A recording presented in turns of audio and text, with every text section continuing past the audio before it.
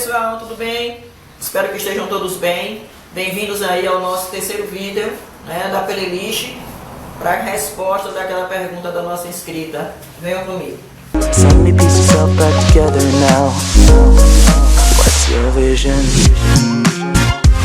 E o que é autoestima?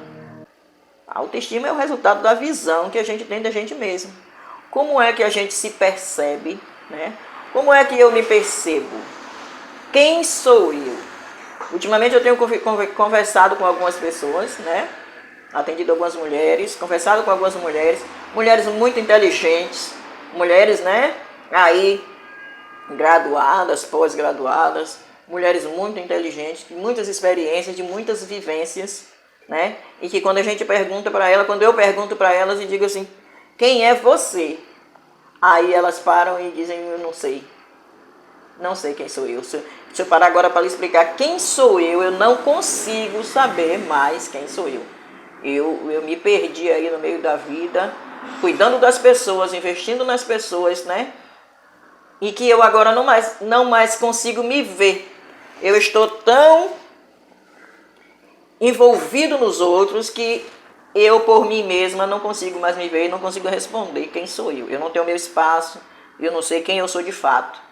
E isso é uma coisa muito prejudicial, isso é uma coisa muito ruim. Nós precisamos, sim, ter essa visão, ter esse espaço. As mulheres precisam ter essa visão, ter esse espaço. Todo sujeito precisa, toda pessoa precisa. E a mulher também precisa. E ao longo da história, isso foi muito negligenciado. Ao longo da história, a gente viu uma negligência muito grande quanto a isso, por conta justamente desse padrão de comportamento, por conta desse jeito, dessa sociedade que é muito cruel com as mulheres. A sociedade é muito cruel com as mulheres, Tem aqui esse padrão estabelecido. As mulheres que não são bem resolvidas, elas costumam se deixar levar por isso aí, E se cobram e tentam se encaixar, dentro de um padrão que está estabelecido pela sociedade, mas que muitas vezes não é o padrão delas. Então nós precisamos ter muito cuidado com isso. Mas e essa autoestima? Por que algumas pessoas têm essa autoestima tão prejudicada, Essa baixa autoestima? Como é que se constrói a autoestima? Quando essa autoestima é constituída? Essa autoestima ela é construída desde a infância, como nós falamos. É uma frase que é muito recorrente, que eu vou falar sempre nos vídeos e que eu quero que você também guarde aí na sua memória, tá? Você que está ouvindo esse vídeo, eu quero que você guarde na sua memória. O que acontece na infância, não fica na infância. O que acontece na infância nos acompanha aí ao resto da nossa vida, Faz parte da nossa constituição como sujeito, interfere muito, tem um poder muito grande, uma relevância muito grande para a nossa constituição como adulto e como pessoa. Então essa autoestima, ela é constituída em contato com as pessoas. Então como é que essa autoestima é constituída? Quando essa autoestima se constitui, quando é que ela é construída em mim? Desde a nossa infância. Desde a infância nós começamos aí a nos constituir como sujeito e o contato que nós temos com as pessoas vai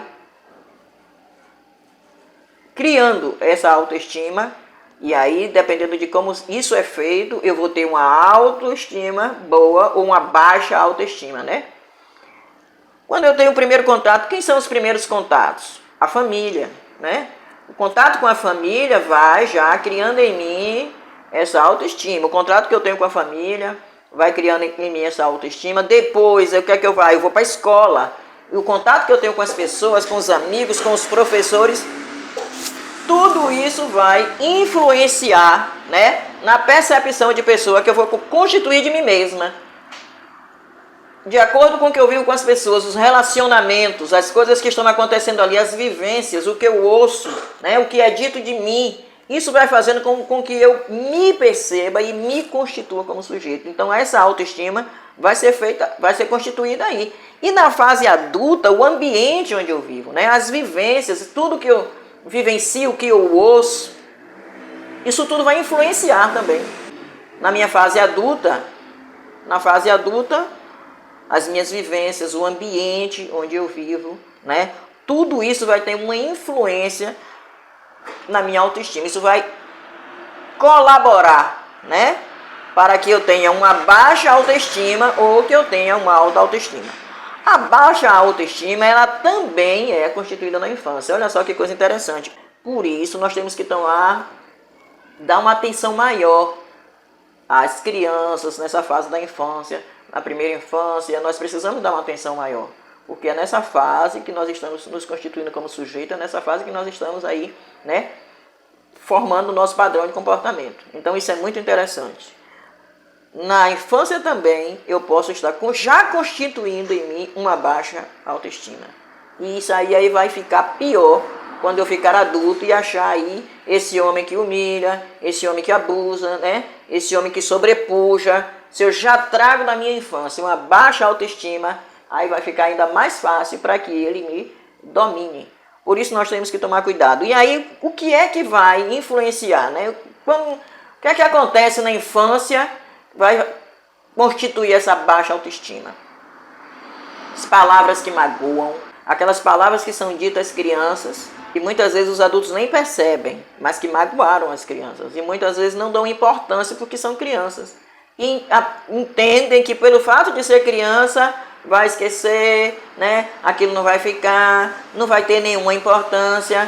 É muito importante o que acontece na infância, é muito importante a forma como lidamos com as crianças. Nós precisamos entender que as crianças também são sujeitos, as crianças também são pessoas, elas também precisam ser respeitadas, elas também precisam ter os seus sentimentos validados, né? Então, quando essas crianças ouvem essas palavras que magoam, as crianças que vivem sendo criticadas o tempo todo elas são criticadas.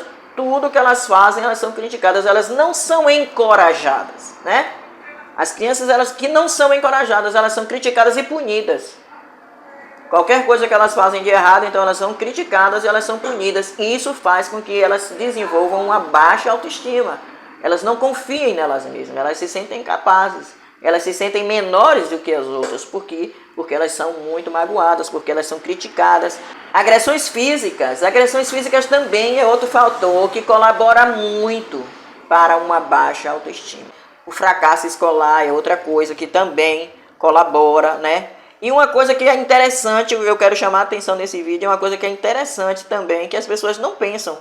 Mas você sabia que a superproteção dos pais, dos irmãos, dos avós, a superproteção também pode desenvolver aí nessa criança uma baixa autoestima? O excesso de liberdade também pode fazer com que essa criança cresça com uma baixa autoestima?